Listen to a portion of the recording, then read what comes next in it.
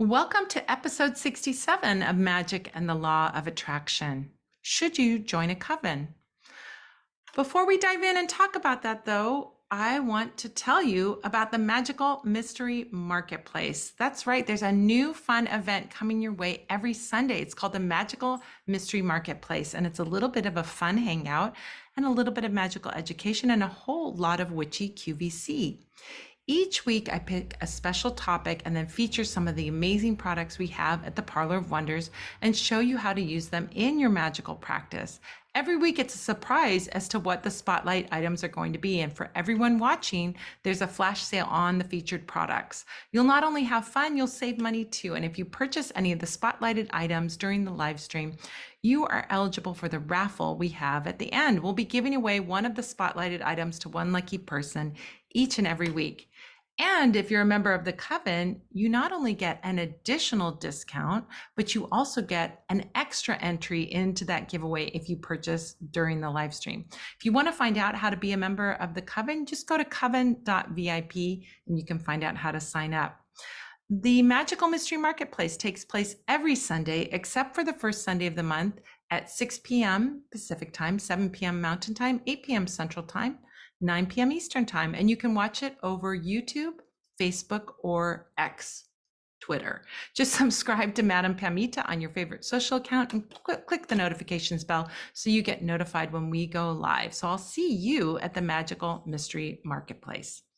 So here we go. We are going to talk about covens today. We're going to discuss what is a coven, what do typical covens do, how you can join a coven, how you can start a coven, what to look for in a coven, is it right for you to be in a coven, all those good things today. So let's start at the beginning. So first we're going to find out, what is a coven? Well, a coven is a group or gathering of witches. The word coven actually comes from the Anglo-Norman word covent, from Old French covent, and that is coming up to us from Latin conventum, which means convention. So the word originally meant a gathering in general, and it really became a very archaic and fairly unused word in English until 1921, when Margaret Murray promoted the idea that once upon a time, the witches across Europe met in groups of 13,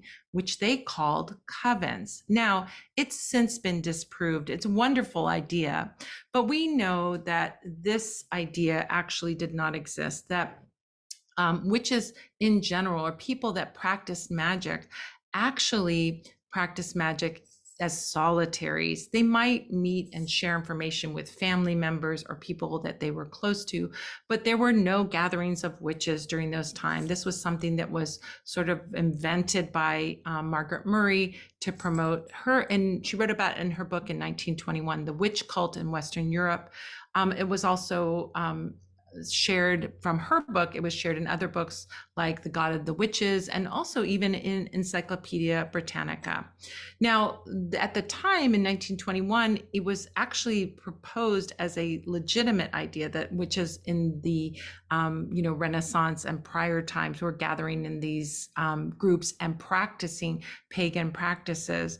But as researchers started looking into this, and in the 60s and 70s, they disproved that. This idea of a pagan witch cult doesn't really have any basis in reality. However, people did practice ancient pagan and pre-Christian folk magic, but there was not an organized religion of witches back then. The practices that they did do, these ancient pagan and pre-Christian folk magic practices, were usually melded with Christianity, or given at least a veneer of Christianity. And so that people could exist in the world that they lived in. They certainly wouldn't, there was a big pressure to follow along, not be different. If you were different in any way, you were persecuted or even killed. So people would, kind of stay in their lane and do what they were taught to do by others. But people who were healers or practicing magic would do it very secretively. They didn't have a religion that they were practicing that was magic based, and certainly weren't gathering together in these official covens and doing things that we think of now as witchcraft things back then. Now, in modern witchcraft-based religions, such as Wicca, Fairy, and Stregoria, you might find coven traditions. So this is something, the idea of a coven, or let's say the practice of a coven, is definitely from the 20th century and up until now.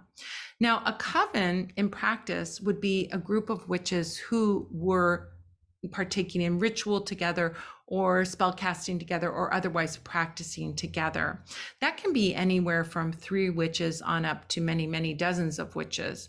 But for the most part, covens tend to be rather small, kind of close knit, usually have anywhere from 3 to 10 or 15 or 20 at the most practitioners in a coven. So what does a typical coven do? Why do people have covens? Well, covens perform different activities depending on the group's spiritual path. So for example, covens can gather at holidays. For Wiccans and other witches, this might be the Sabbats. The Sabbats are the 8 modern holidays drawn from ancient Celtic and Germanic pagan sources. So the holidays of the solar events, the solstices and the equinoxes, come to us from Germanic or Anglo-Saxon folk traditions. So that means Yule, Ostara, Litha, and Mabon are all coming from that Germanic Anglo-Saxon folk traditions. The Celtic holidays are Beltane, which takes place in May, sometimes called May Day, Lughnasadh, which takes place in August, Samhain, that takes place around Halloween, 31st or the 31st of October, 1st of November, and Imbolc, that takes place sometimes called Candlemas on February 1st. And so the holidays are a kind of combination. If we look at the wheel of the year, as it's sometimes called, with these 8 Sabbats, these are 2 traditions that are melded into one in modern times and are practiced as the holidays of the witches or people that are Wiccan.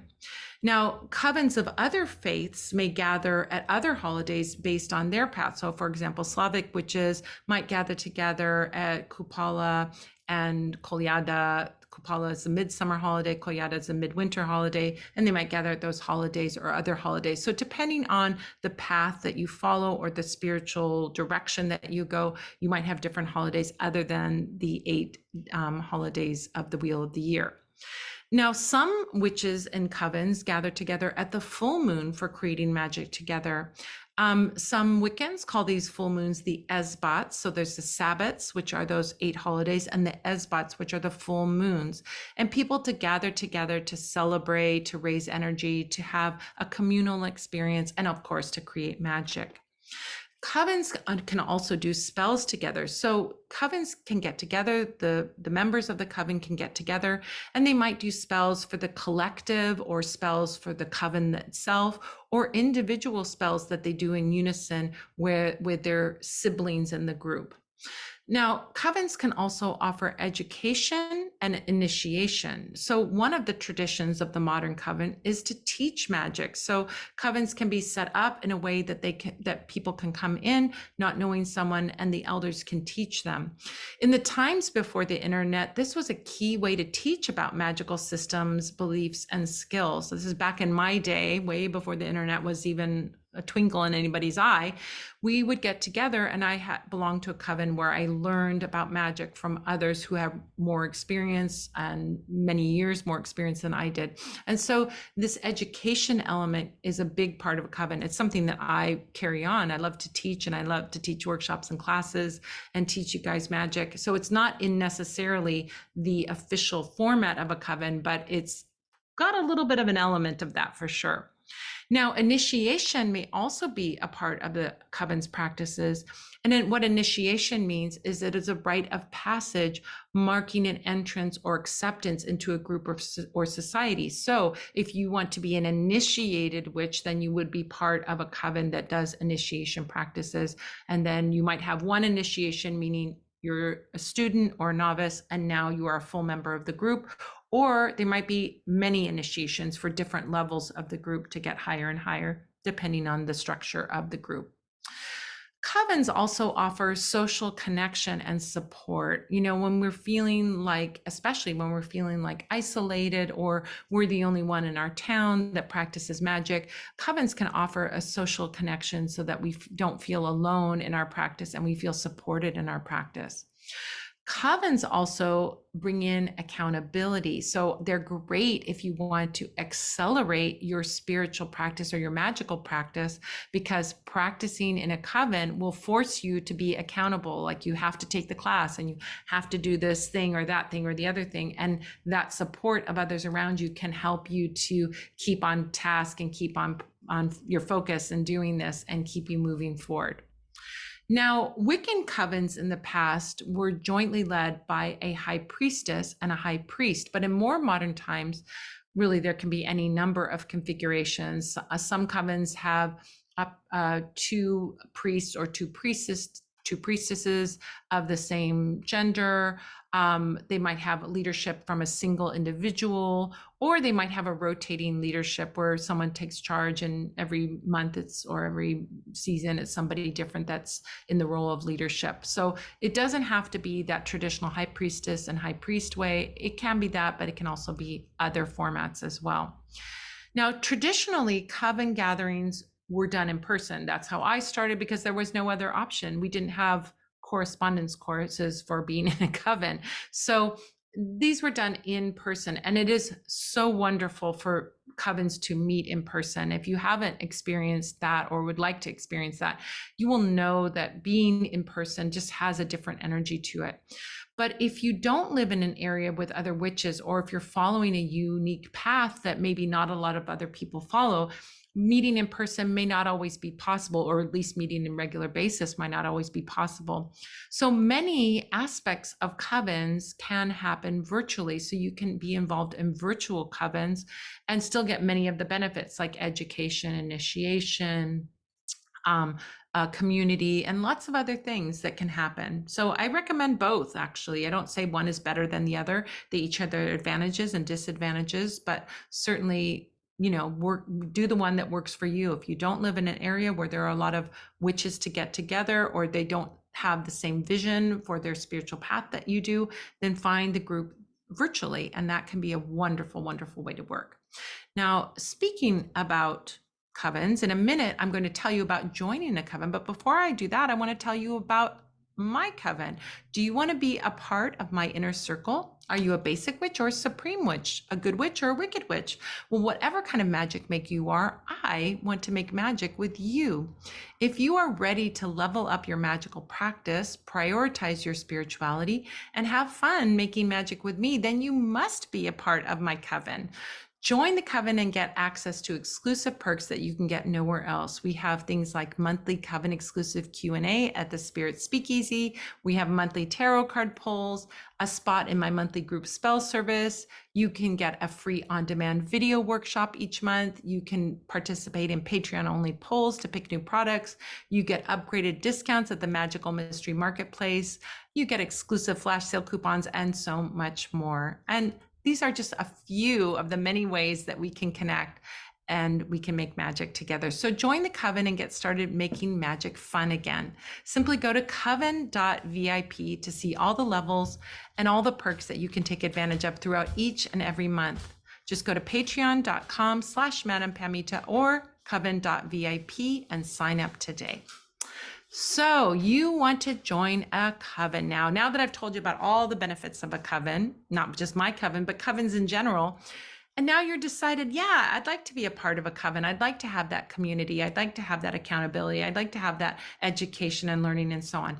So you want to join a coven. How can you do that? Well, the first thing you could do is to start your own coven. You can start a coven. There's no overseeing entity that says this, you have to be this to start a coven.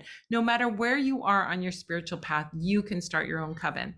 So all you have to do that is to find some like-minded people and invite them to join you for some gatherings. So they could be gatherings to make magic together, or they could be gatherings for special holidays or the full moon, or learning something or practicing something. But just start by getting together with some like-minded friends. Get to know each other. And if you like practicing together and you are starting to do it on a regular basis, then you can start talking about creating a coven. So when you're creating your coven, here's some little tips from an experienced witch from me to you to tell you about what will make your coven be a really great coven. First of all, start with a core group of serious witches. You don't want, if you're going to do this and you're going to work with these people for a long time, you don't want people that are kind of half in and half out, or they aren't sure if they want to practice magic, or they're not sure about that. Those people that are just dabbling, you can invite them in later after you already have your core group of witches that are serious and working diligently on their practice. Now, when you have that group of people that you get together, first discuss your common goals. These can be really big ideas, such as what magical path are we following, and what are the rules of our coven, or they can be small details, such as how big do we want the coven to be, and do we want to invite new people in, or should we invite people who are new to witchcraft and that we have to teach, or only people who have an existing witchcraft practice. So that's what you do when you start to make a coven. You start to make it a little more formal and you commit to it, right? Now, if you're ready to join a coven, but you aren't ready to start a coven on your own, you can join an existing coven. So to do that, you're going to have to work in a different way. So first of all, reach out to the witches that you know and ask if they belong to any groups or covens. When they respond to you, you could be able to tell by their response if the coven is one that's open to accepting new members or not, right? Do you belong to any groups? Do you belong to a coven? Oh yeah, I belong to a coven. And if that's it, that's all that you can ask. But if they're like, oh yeah, I belong to a coven and they're really great and they teach a lot and and this and that. And if they're telling you a lot about it, they're probably telling you a lot because it's open. Then you can ask them, is the coven open to accepting new members? And they can ask for you, or they'll be able to tell you. Once you do that, find out what the purpose, the rules, and the beliefs of the coven are, and if they align to yours. If you have a particular spiritual practice, you can look for larger groups online that are involved in that spiritual practice, participate in large group get-togethers, and then see if you click with them. And if you do, you can see if you can create a coven from some special members that you meet there. You can make your own coven or join one of the smaller groups that they have. Whether you want to start a coven or join an existing one, I recommend that you begin by connecting to other magic makers. I think that's really important in our practices, that we connect. So join groups where there's some kind of social contact, whether it's virtual, online, or in person. That's really good for building relationships. We have in our group the Coven and the New Moon people that do the New Moon workshop and people that do the Full Moon workshop. We have a great group called the Spell Squad. That's a private little group where people can chat and share information. And it is a wonderful and supportive group. So if you belong to that, you can start by picking out the people that you'd like to practice with, and maybe you practice together virtually with them, or you find out if there's people that live in your area and you get together with them in person. Also, go to conventions like Mystic South, Paganicon, Northwest Tarot Symposium. There are lots of witchy and tarot-oriented conventions that are happening throughout the year. I taught at Paganicon, I'm teaching at Northwest Tarot Symposium, I teach at Tide in Dallas. So there's lots of places that you can take classes, you can meet people, and you can make connections. I love a convention. Because I've made some amazing connections, amazing friends at these conventions, and you will too. Now, often shops that specialize in witchcraft or spiritual supplies will have classes or other places where you can meet like-minded folks. So start going to those classes so you can meet the other people in the class and start to build some friendships with people that are also magical practitioners. Now, once you join a coven, I recommend that you do a little checklist as you start to get into it to see if this coven is really the right one for you. First of all, remember that covens are an option. They're not a requirement of being a magic practitioner. For example, I don't belong to a coven right now. I don't belong to one. I'm a solitary practitioner. So you can be just grooving along as a solitary practitioner as you wish. But if you want to have more of that community, you may want to think about joining a coven. Now, covens are run by regular human beings, and not all human beings have great leadership skills. So always check in with your intuition. If a coven gives you a bad feeling for some reason, then it isn't the coven for you. Is someone being too controlling? Is there something that you don't like? Are there rules that don't really jive with your own personal code? Then you just know it's not really the right coven for you. Do the people treat you with respect there? And treating you with respect means listening to you and supporting you. Does the group ask you to do anything that makes you feel uncomfortable? Now, initiations may ask you to test your limits in positive ways, but it should never endanger your physical or mental health or make you feel uncomfortable. If it makes you feel uncomfortable, then it's not the right group for you or not the right ritual for you. Does the Coven's focus embody your present state? As I mentioned before, I've been involved with Covens and other spiritual groups. And at one time, my spiritual path did align with the group, but eventually my spiritual path went in a different direction and changed enough that the group wasn't a fit for me anymore. So you might be in a coven and be in a coven for a while, and then maybe it's time to fly the coop.